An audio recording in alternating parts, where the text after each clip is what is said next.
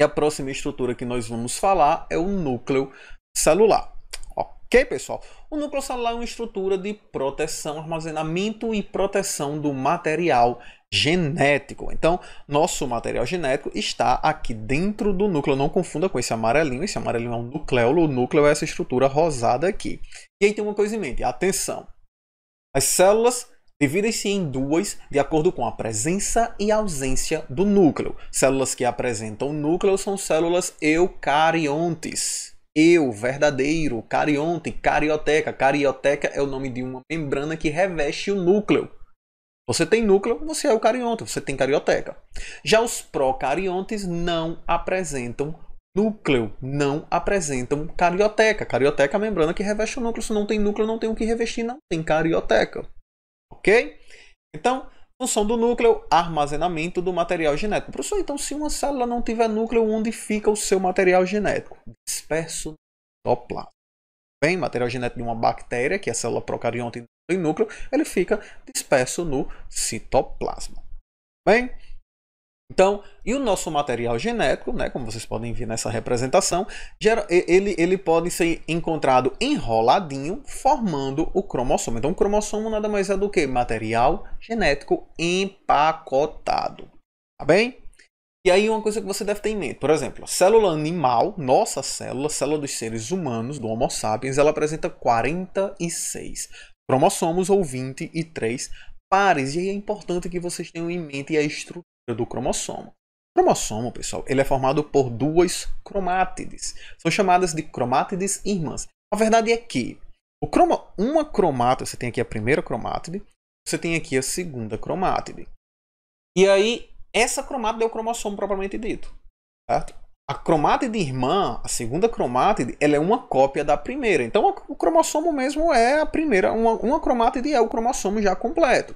Ah, professor, então para que ele vai fazer essa outra cópia aqui? Que perda de tempo. É porque você só encontra um cromossomo nessa forma aqui, empacotadinho, na hora da divisão celular. Como a célula vai se dividir, ela precisa duplicar o material genético para que cada célula receba metade do material genético, ou melhor, para que cada célula receba uma cópia do material genético. Por isso que ela duplica, tá bem?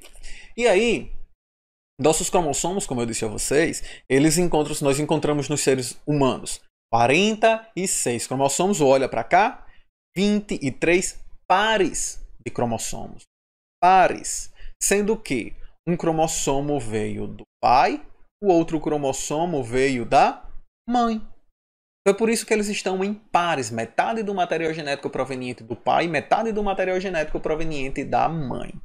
Bem, e aí olha só, esses cromossomos que parearam, que formaram um par, eles são chamados de cromossomos homólogos, ou seja, aqui o par número 2, então são homólogos. O que significa que homo igual apresenta genes para as mesmas características. Por exemplo, você recebe da sua mãe um gene para o olho azul e do seu pai um gene para o olho castanho.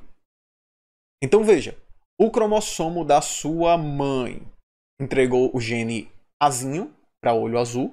O cromossomo do seu pai entregou o gene azão para olho castanho. Como o azão é dominante, então você vai ter o olho castanho. Então é isso que são os cromossomos homólogos. Cromossomos com genes para as mesmas características.